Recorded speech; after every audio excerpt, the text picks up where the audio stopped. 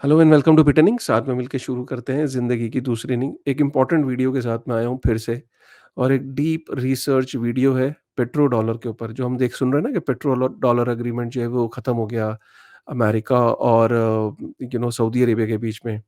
तो इसके पीछे की सच्चाई क्या है कि पेट्रो डॉलर एग्रीमेंट वाक़ई में ख़त्म हो गया, और ख़त्म होने का मतलब क्या है? और एग्रीमेंट के अंदर कंडीशंस क्या थी? तो ख़त्म क्या हुआ है? एक तो हम उसको समझने की कोशिश करेंगे। दूसरा, हम चीज़ों को ना स्टार्टिंग से समझेंगे कि पेट्रो डॉलर एग्रीमेंट एग्जिस्टेंस में क्यों आया, ठीक है? कैसे आया? इससे अमेरिका को और सऊदी अरेबिया को क्या फ़ायदे हुए? और धीरे-धीरे पेट्रो डॉलर एग्रीमेंट जो है, जो हम आज सुन रहे हैं, वो किस स्टेज में है? कि हम जब कह रहे हैं कि पेट्रो डॉलर एग्रीमेंट रिन्यू नहीं हुआ, खत्म हो गया, तो इसका मतलब क्या है? क्यों पेट्रो डॉलर एग्रीमेंट के अब कोई मायने नहीं रह गए? कैसे चाइना और रशिया मिलके इसे कॉम्बैट कर रहे हैं या इसे फाइट दे रहे हैं? कैसे ब्रिक्स इमर्ज हो रहा है, और कैसे जो रे डालियो ने अपनी किताब में बोला था कि चेंजिंग वर्ल्ड ऑर्डर, मतलब कि हमेशा से किसी एक कंट्री का वर्चस्व नहीं रहा दुनिया में, हमेशा से कोई एक करेंसी ग्लोबल रिजर्व करेंसी नहीं रही। हर करेंसी का अपना एक टाइम था, हर पावर का एक टाइम था। किसी ज़माने में वो ज़रूरी नहीं कि शुरू से हमेशा अमेरिका का प्रभाव रहा। कैसे डायनेस्टीज़ एक के बाद एक आई, एक एक ने रूल किया, फिर दूसरी आई, फिर तीसरी आई, फिर चौथी आई।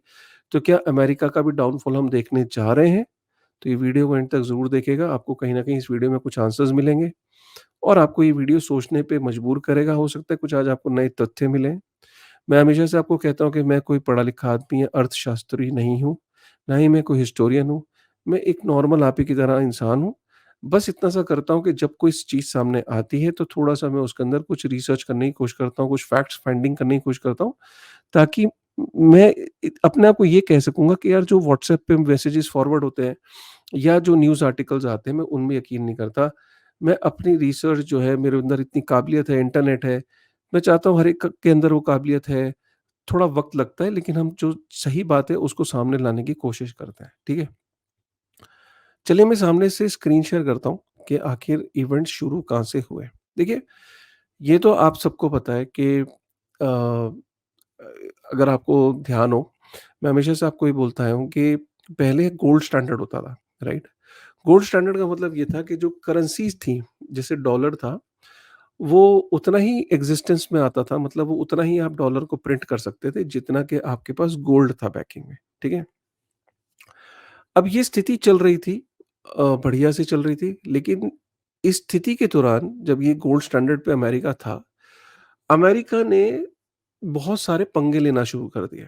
उनमें से एक मेजर जो पंगा उसने लिया, राइट, वो 1 नवंबर 1955 में जो वियतनाम वॉर, आपने बहुत सुना होगा, मशहूर वॉर, मैं उसकी डेप्थ में नहीं जा रहा हूँ, लेकिन एक वॉर जो चूज़ करी अमेरिका ने लड़ने के लिए, 1 नवंबर 1955 में, ये एक ऐसी वॉर थी जिसने पूरी दुनिया को एक नया शेप दिया, हिला के रख दिया, अमेरिका को भी हिला के रख दिया, और पूरी दुनिया में एक इस वॉर की वजह से एक बहुत चेंज आया, और वो चेंज क्या था वो मैं आपको बताता हूँ। बट आप अभी फिलहाल के लिए इतना ध्यान रखिए कि अमेरिका गोल्ड स्टैंडर्ड पे था, और गोल्ड स्टैंडर्ड में रहते-रहते अमेरिका को ये तो फ़ील हो रहा था कि यार, गोल्ड स्टैंडर्ड में रहने का नुकसान ये है, जो उस टाइम पे पॉलिटिशियंस रहे थे, कि यार हम उतना ही पैसा प्रिंट कर सकते हैं जितना गोल्ड है बैकिंग में। हमें तो यहाँ लड़ाइयाँ भी लड़नी है, अमेरिका का वर्चस्व बढ़ाना है, अमेरिका को एक्सपैंड करना है। हमें तो दुनिया भर की जो कंट्रीज़ हैं उन्हें कंट्रोल भी करना है। हमें तो कई लड़ाइयाँ भी लड़नी है। तो ये कहीं न वो उनको डिस्कम्फर्ट मिल रहा था। जब कोई करेंसी गोल्ड बैक्ड होती है, और कोई देश अगर वापस से गोल्ड स्टैंडर्ड पे आ जाए, तो वो जो ये फालतू के जो पंगे होते हैं, जो फालतू की लड़ाइयाँ हैं, ये खत्म हो जाती हैं। क्यों? क्योंकि देखिए, वो जो कंट्री है, जो गोल्ड स्टैंडर्ड पे आ गई, सपोज़ या पूरी दुनिया अगर गोल्ड स्टैंडर्ड पे होगी, तो वो उतना ही पंगा लेगी जितना वो अफ़ोर्ड कर सकती है। अब सपोज़ करो कि प्रिंटर अमेरिका के पास ही है डॉलर का, आज की डेट में जैसे आप सब देखते हो। पूरी दुनिया की जो ग्लोबल रिज़र्व करेंसी का प्रिंटर उसके पास है। तो मालिक एक तरीके से कौन है? किसकी चल रही है? कौन डॉन है दुनिया का? अमेरिका, क्योंकि प्रिंटर उसके पास है। जब उसको कोई पंगा लेना होता है, जब उसको वॉर करनी होती है, वो आराम से कर पाता है, क्योंकि जो दुनिया की जो पावर करेंसी है, जो ग्लोबल रिज़र्व करेंसी है, वो अमेरिका के पास है। तो उसकी चलती है, उसकी तूती बोलती है जिसे हिंदी में बोलते हैं, ठीक है? तो ये अमेरिका का शुरू से सपना था, और यही कारण है कि 1 नवंबर 1955 में उसको ये वजह मिली कि जब ये वियतनाम वॉर, जो कि उसने वो सोचा था कि ये पीस ऑफ केक है, जब ये वॉर छिड़ी, तो इस वॉर को लड़ते-लड़ते करीब ये वॉर अगर आप देखो तो 30 अप्रैल 1975 तक चली। अगर आप इसको 20 साल तक एक लड़ाई चली, 20 साल तक वियतनाम वॉर चली। अगर आप इसके अगर इसके अंदर जो कितने लोग अगर मरे, तो आप ये लेके चलो कि 3 मिलियन के आसपास लोग मरे, मतलब 30 लाख लोग, जिसमें से करीब कंबोडियन से लेके लाओतियन से लेके और 58,220 यूएस के मिलिट्री के भी लोग इसमें मरे, राइट।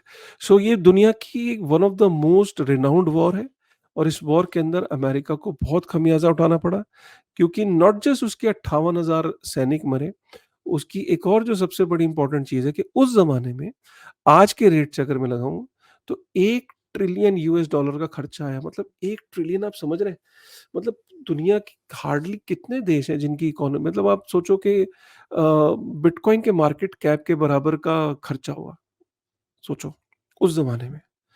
और ये उन्होंने तब किया जब वो गोल्ड स्टैंडर्ड पे थे। ऑब्वियसली जब उन्होंने इतना पैसा प्रिंट करा, राइट, तो यूएस को ये तो फील हो गया कि यार हमें जो है अब इतना खर्चा हमारा हो गया है, हमें और एक्सपैंड करना है, राइट, और हमारी करेंसी, हमारे जो खजाने थे वो डिप्लीट हो रहे हैं।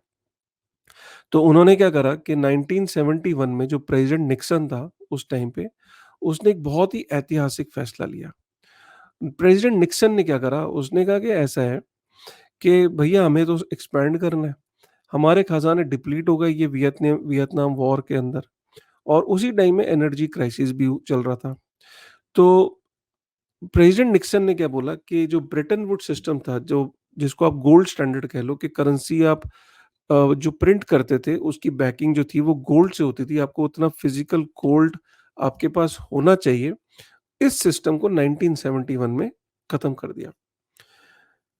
जब अमेरिका ने ये सिस्टम को खत्म करा, तो इसका खत्म करने का मतलब ये है कि अमेरिका ने बोला कि मैं इस सिस्टम को खत्म करने का मतलब ये है कि गोल्ड को हटा रहा हूँ, लेकिन अमेरिका का जो डॉलर है वो बिना गोल्ड के भी पावरफुल है, बिकॉज़ अमेरिका के पास बेस्ट ऑफ आर्मीज़ हैं, बेस्ट ऑफ वेपन्स हैं, उसकी इकोनॉमी स्टेबल है, वो एक पावरफुल कंट्री है, उसके पास वैसे भी गोल्ड काफ़ी है, तो पूरी दुनिया के मुकाबले में। तो अमेरिका के डॉलर में आप सबको विश्वास करना चाहिए।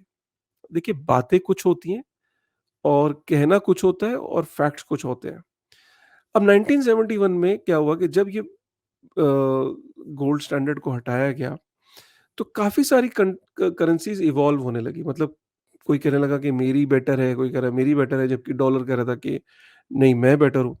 अब अमेरिका को बाकी देशों को ये सिग्नल तो देना था ना कि भैया किसकी करेंसी बेटर है, किसकी करेंसी चलेगी, राइट? तो अमेरिका ने क्या करा, एक बहुत स्मार्ट मूव करते हुए, उस ज़माने में इसको स्मार्ट मूव माना जाएगा, जो प्रेज़िडेंट निक्सन ने करी।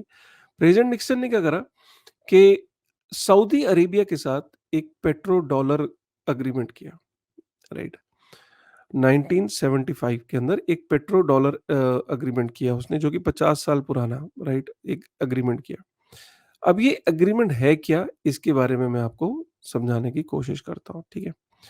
इसको थोड़ा-सा मैं स्क्रीन को हटाता हूँ, फिर मैं आपको समझाता हूँ।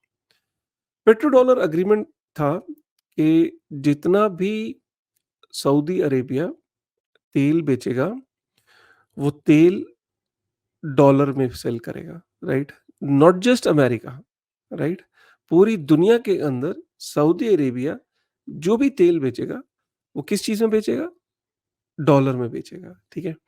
इसका मतलब क्या है कि अगर चाइना को भी सऊदी अरेबिया से तेल चाहिए, तो डॉलर देने पड़ेंगे।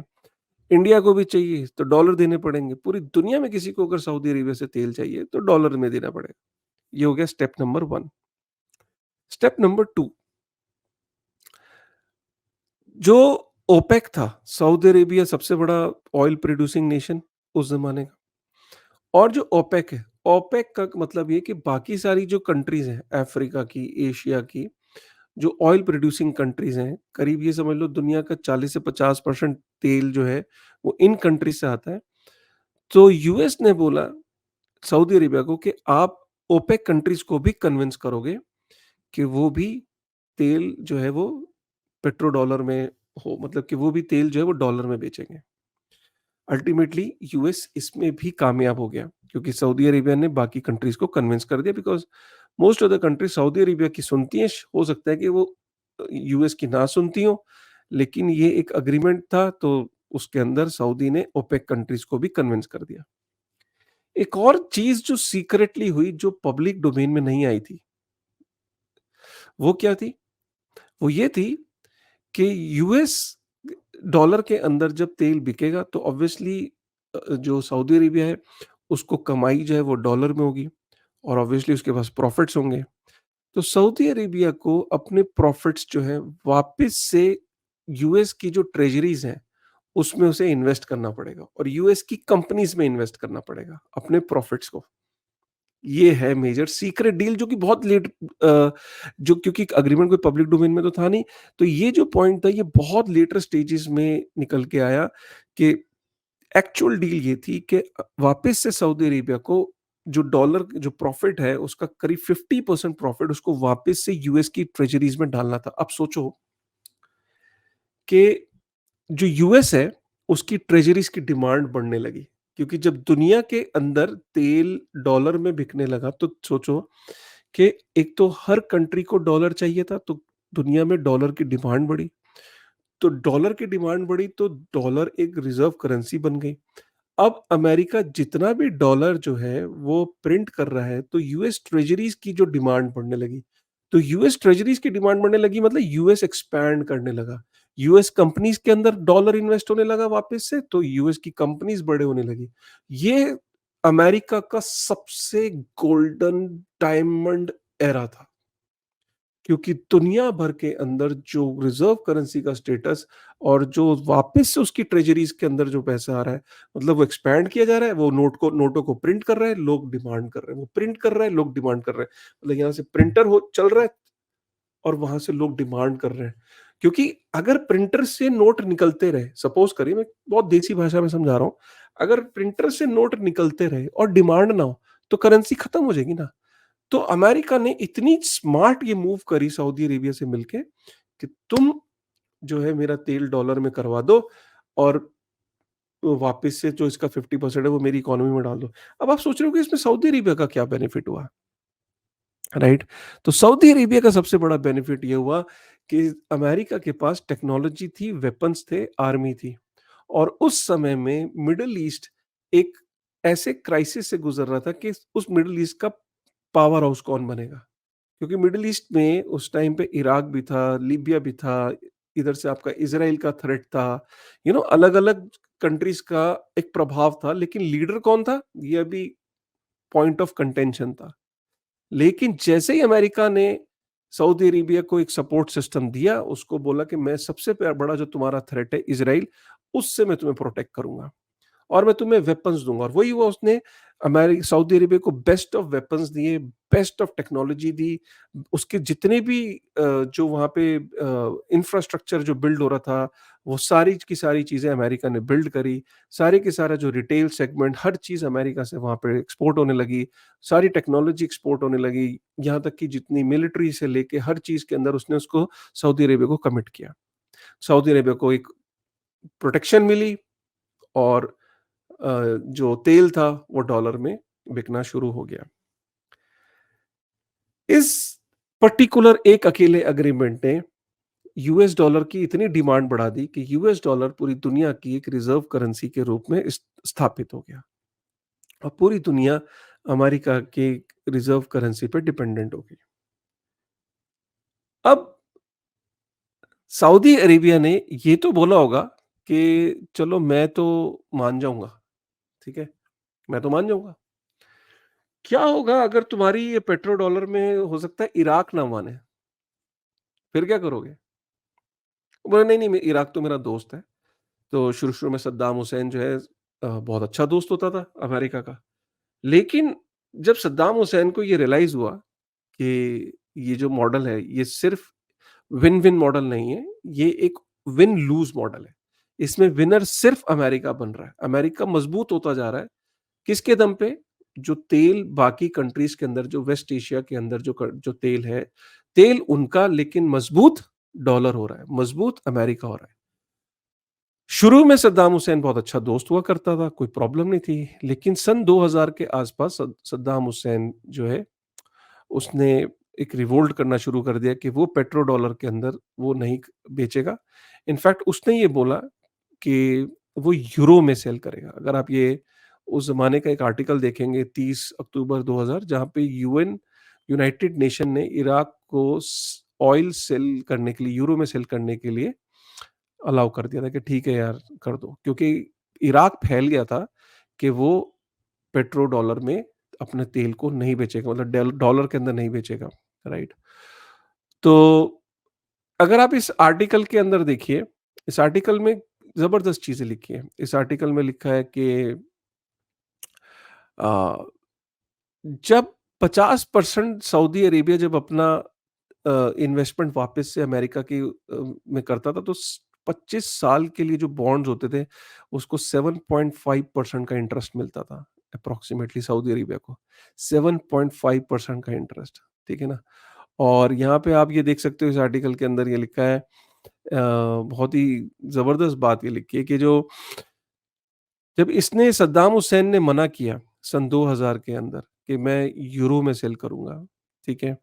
तो आप ये देख सकते हो कि इन 2003 के अंदर Iraq was infamously invaded by Anglo American coalition forces, ठीक है?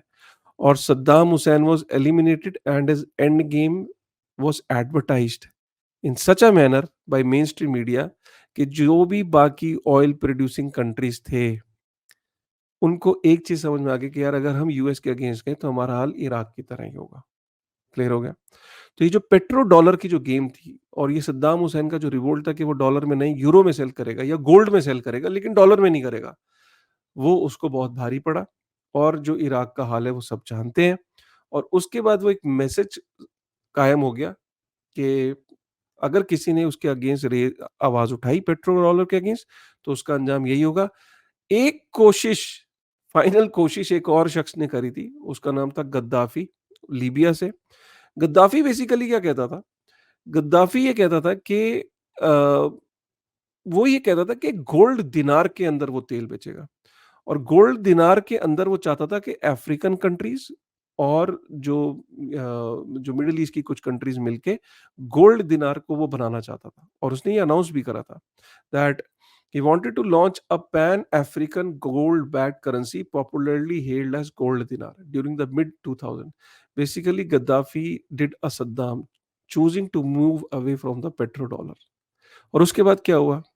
नेटो फोर्सेस ने गद्दाफी को नॉक ऑफ कर दिया 2011 के अंदर, राइट? सो इस चीज से ये साबित होता है कि जो भी पेट्रो डॉलर के अगेंस्ट गया, वो खत्म हो गया या खत्म कर दिया गया।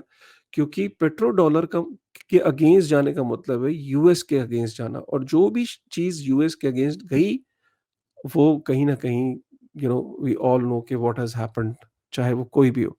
तो अगर हम यहाँ पे आगे चले, नेक्स्ट अगर हम चले, अब रशिया की बात करते हैं, क्योंकि ये तो सब मिडल ईस्ट की बातें हो गई, इराक की, लीबिया की बातें हो गई। रशिया ने क्या करा? रशिया यूक्रेन की लड़ाई में उसके 300 बिलियन यूएस डॉलर के जो एसेट थे, आप सोचो, वो अमेरिका ने सीज कर दिए, ठीक है? अमेरिका ने जब ये जो रशिया के जो, मैं आपको ये यहाँ पे स्क्रीन शेयर करके बताता हूँ कि 300 बिलियन यूएस डॉलर के जो एसेट थे, जब जो रशिया यूक्रेन की वॉर हुई, तो 300 बिलियन यूएस डॉलर जो अमेरिका की जो ट्रेजरीज के अंदर थे, उसको उसने सीज कर दिया, ठीक है? और यहाँ से एक सिग्नल गया पूरी दुनिया को कि जिन-जिन का पैसा भी यूएस की ट्रेजरीज में लगा है, वो सेफ नहीं है। चाइना को सबसे पहले ये रियलाइज़ेशन हो गई, और चाइना ने के ऊपर भी कम सैंक्शंस नहीं थे, रशिया के ऊपर भी कम सैंक्शंस नहीं है। चाइना और रशिया ने कहा कि ठीक है यार, छोड़ो डॉलर। एटलीस्ट चाइना और रशिया ने एक दूसरे के बीच में, चाइना ने रशिया से तेल खरीदना शुरू कर दिया रूबल के अंदर, ठीक है?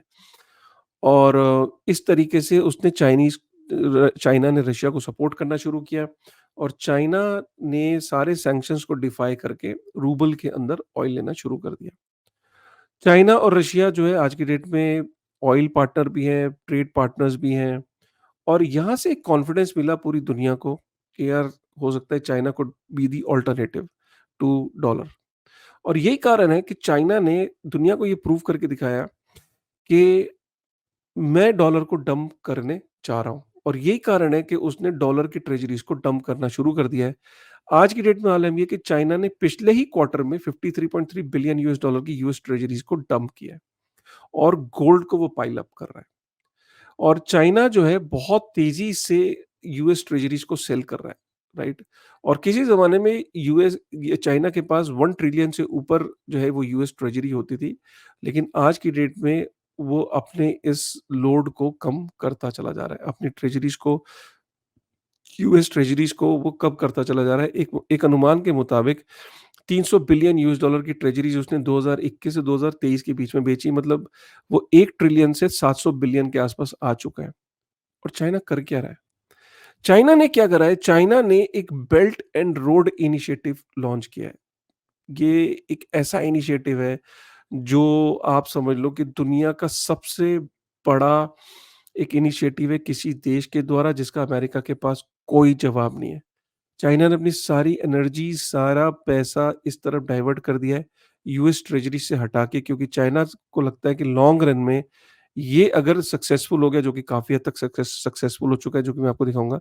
बेसिकली क्या है कि चाइना ने बोला कि मैं दुनिया को कनेक्ट कर दूँगा, एक रोड से, जो चाइना से कनेक्टेड होंगी। मैप में दिखाता हूँ, ये जितनी भी कंट्रीज़ आप देख रहे हो, ये ऑलरेडी ये चाइना की इनिशिएटिव का पार्ट है, जो चाइना की इस इनिशिएटिव को जॉइन कर लिया है। बेसिकली चाइना ये कह रहा है कि मैं सारे देश जो हैं वो रोड से कनेक्ट कर दूँगा, और ये सब चाइना से ऑब्वियसली चाइना से ही स्टार्ट होती है और चाइना पे ही एंड होती है। तो ये सारी रोड के थ्रू ये सारे ट्रेड पार्टनर्स हैं चाइना के। चाइना जो इन देशों के साथ चाइनीज़ करेंसी के अंदर एक तो ट्रेड करेगा, चाइना इन कंट्रीज़ के अंदर इन्वेस्ट करेगा उनके इंफ्रास्ट्रक्चर में, और चाइना इन देशों को मैंडेटरी है कि वो चाइना का जो रोड इनिशिएटिव वो इनके देश में से होके गुज़रेगा। तो चाइना इस रोड को वो भी यूज़ कर सकते हैं, वो पर्टिकुलर देश भी, लेकिन आप सोचो इन सारे देशों के अंदर चाइना से निकली हुई रोड पास करेगी, ये सारे इसके ट्रेड पार्टनर्स होंगे, और सब के सब डिजिटल सब के सब युआन के अंदर करेंगे, और कल को डिजिटल युआन के अंदर भी कर सकते हैं, और ये सारे के सारे चाइना के लोन के नीचे दबे हुए हैं। कंट्रीज़ दिखाता हूँ मैं आपको। कंट्रीज़ की लिस्ट खत्म नहीं होती, ये कंट्रीज़ की लिस्ट खत्म नहीं हो रही। अब ये मैं ऊपर से नीचे स्क्रॉल कर रहा हूँ, क्या ये खत्म हो रही है लिस्ट? नहीं खत्म हो रही। जानते हैं कितनी कंट्रीज़ हैं? एक गेस करिए अच्छा। 147 कंट्रीज़ हैं, और 40% जो टोटल जीडीपी है दुनिया का, वो इन ये सारी की सारी कंट्रीज़ चाइना को जॉइन कर चुकी हैं। ये है चाइना की असली गेम। और आप ये देखो कि अब सऊदी अरेबिया को भी समझ में आ गया कि अमेरिका की दोस्ती एक हद तक ठीक थी भाई, ठीक थी अमेरिका के साथ दोस्ती। अब जो मेरा दोस्त है, वो कमज़ोर होता जा रहा है। मुझे नए दोस्त की तलाश है। सो सऊदी अरेबिया भी एक अपॉर्च्युनिटी ढूँढ रहा है, और सऊदी अरेबिया ने भी युआन एक्सेप्ट करना शुरू कर दिया है। जानते हैं पेट्रो डॉलर का जो एग्रीमेंट है, ये बेसिकली है क्या? पेट्रो डॉलर का एग्रीमेंट, जब आप ये कह रहे हो ना खत्म हो गया, तो पेट्रो डॉलर का एग्रीमेंट खत्म का मतलब कुछ नहीं है। सिंपल सी बात इतनी सी है कि लोग भ्रम ये फैला रहे हैं कि पहले वो सिर्फ यूएस डॉलर में तेल बेच सकता था, बाकी कंट्रीज की करेंसी में वो डील नहीं कर सकता था। पहले भी इक्का दुक्का वो करता था, जैसे स्टर्लिंग में उसने करा है, खुल के नहीं करता था, एक आध डील करता था तब भी। अब वो खुल के कर रहा है, सिंपल है। और वापस से यूएस ट्रेजरीज के अंदर अब उसके ऊपर है वो इन्वेस्ट करेगा नहीं करेगा, जो कि चांसेस है वो नहीं करेगा, क्योंकि बहुत सारी कंट्रीज अब नहीं कर रही हैं, इतने लेवल पे यूएस ट्रेजरीज के अंदर इन्वेस्ट नहीं करी, क्योंकि अमेरिका की हालत कोई अच्छी नहीं है। प्लस जो रशिया के जो एसेट सीज किए, वहां से सारी की सारी कंट्रीज कहीं ना कहीं डर गई। ठीक है, तो ये यहाँ पे समझना बहुत जरूरी है। उसके बाद जो है ब्रिक्स जो है वो चाइना का जो चाइना पहले Brazil, Russia, India, China, south Africa, ये ब्रिक्स की जो था एक छोटा-सा अटेम्प्ट था, लेकिन आज की डेट में बहुत बड़ा पावर हाउस होके निकला है। बिकॉज़ ब्रिक्स का एक रिज़र्व करेंसी बनाने का एक कहीं न कहीं इंटेंट है, वो पब्लिकली उन्होंने ज़ाहिर भी किया है, पुतिन ने भी ज़ाहिर किया है, और इसी के लिए अगर आप देखो तो ज़्यादा से ज़्यादा देश इसमें जुड़ते जा रहे हैं। अब जो लेटेस्ट देश इसके अंदर जुड़े हैं, वो जुड़े Egypt, Ethiopia, Iran, Saudi Arabia और United Arab America. United Arab Emirates. तो आप देख सकते हो सऊदी अरेबिया भी है, ईरान भी है, इजिप्ट भी है, और ये बढ़ते ही चले जा रहे हैं। ब्रिक्स बहुत बड़ा होता जा रहा है।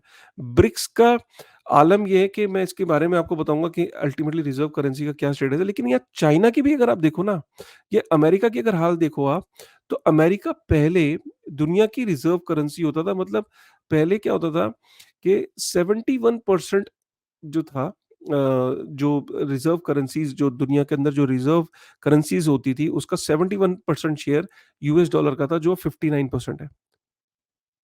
12% के आसपास गिर गया है। और अदर्स का देख सकते हो आप 10% और युआन 6% हो चुका है। यूरो 21% है। ये अदर्स 10% और 6% येन मीन्स 16%।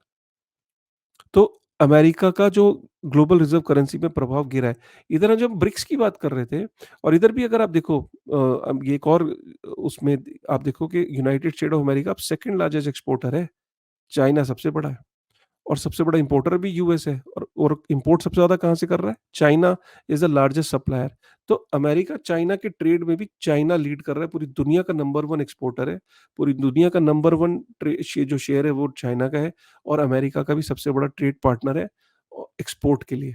इंपोर्ट सबसे ज़्यादा अमेरिका चाइना से करता है। राइट। और आप ये देख सकते हो कि जो ये चेंजिंग वर्ल्ड ऑर्डर है, अगर आप आपने अगर ये वाला वीडियो नहीं देखा तो मैं हाईली रिकमेंड करता हूँ, प्रिंसिपल बाय रे डालियो। ये बेसिकली वीडियो क्या है, ये यही तो कह रहा है। ये वीडियो ये कहता है, ये बताता है कि जो दुनिया के अंदर वर्ल्ड ऑर्डर जो है वो हमेशा चेंज होता रहता है, वो किसी एक का नहीं होता है। वर्ल्ड ऑर्डर हमेशा चेंज होते रहे हैं। राइट। सो आपको ये समझना बहुत जरूरी है कि चीजें चेंज हो रही हैं। राइट। और बहुत तेज़ी से चेंज हो रही हैं। हम जिस एंड पे पहुँच गए, उस एंड के मैं चीज़ें आपको अगर समराइज़ करके बताऊँ, तो ब्रिक्स जो है, वो आने वाले टाइम की सबसे बड़ी ऑर्गनाइज़ेशन होगी और ब्रिक्स आपकी सीधा-सीधा एक कॉम्पिटिशन है यूएस और यूएस डॉलर से। ब्रिक्स एक पावरफुल समूह बनेगा। आपस में ये लोकल करेंसीज़ की नेशनल करेंसीज़ में ये ट्रेड करेंगे। उसके अलावा क्योंकि कॉन्फ्लिक्ट ना हो तो ब्रिक्स अपनी एक करेंसी लेके आएगा कॉमन, जो कि एक डिजिटल करेंसी भी हो सकती है और या एक फियाट के अंदर भी हो सकती है। उसकी जो बैकिंग होगी वो 100% गोल्ड और बास्केट ऑफ करेंसी से होगी। गोल्ड का प्रोपोर्शन ज्यादा हो सकता है, 50% से ऊपर गोल्ड होगा, क्योंकि चाइना जिस तरीके से गोल्ड को बाय कर रहा है, इंडिया जिस तरीके से गोल्ड को बाय कर रहा है, इंडिया ने भी गोल्ड अपना वापस यूके से मंगाया है अभी कुछ दिन पहले। 100 टन गोल्ड उसका अमेरिका वहाँ यूके में पड़ा था, 40 साल बाद मंगाया है, ये कोई कोइंसिडेंस नहीं है। कुछ ना कुछ पकड़ा है। ब्रिक्स की तरफ से एक आप अनाउंसमेंट जल्दी सुनोगे जहाँ पे एक करेंसी लॉन्च होती हुई दिख सकती है आपको, जो कि बैक्ड होगी गोल्ड से और बास्केट ऑफ करेंसी से। अब ये कितना सक्सेसफुल होगी only time will tell, but एक चीज़ तो क्लियर हो गई, ये तो आपको आज प्रूव हो गया कि करेंसीज़ पूरी दुनिया की currencies are not there forever. Number 1, number 2 world order has to change, right? Number 3 paper currencies का बहुत लंबा हिस्ट्री नहीं है और आप देख सकते हो कि जब हम कोई करेंसीज़ को किसी चीज़ की बैकिंग नहीं होती है, तो किस तरीके से इश्यूज़ आते हैं। किस तरीके से बलून प्रिंट कर करके जो फियाट का बलून बड़ा होता चला जाता है, जो एक टाइम में आप इसको मैनेज नहीं कर पाते और इसमें सिर्फ एक पिन लगती है, राइट? तो मेरा ये मानना है, ये मेरा ये कहना है आपको कि आप कोई चीज़ को सिर्फ बिल्कुल एक मायोपिक व्यू से ना देखें, थोड़ा ओपन करिए, होराइज़न को ब्रॉड करिए। अगर आज virtual digital assets, bitcoin, crypto की बात हो रही है, उसको नकारिए मत, उसको समझिए। समझने के लिए आपको मैक्रो समझना ज़रूरी है। एनवायरनमेंट के अंदर, मैक्रो एनवायरनमेंट के अंदर क्या-क्या हो रहा है, उन डेवलपमेंट को समझना बहुत ज़रूरी है और उसी के तहत ये मेरा वीडियो बनाने का पर्पज़ था। आज इस वीडियो में आपने ये देखा कि कैसे यूएस ने गोल्ड स्टैंडर्ड के अंदर सक पका रहा था, खत्म करना चाहता था। वियतनामीज़ वॉर एक ट्रिगर हुआ। 20 साल तक एक छोटे से देश ने अमेरिका की हालत खराब कर दी। 20 साल तक उसको लड़ाई लड़नी पड़ी। अमेरिका उसमें हिल गया।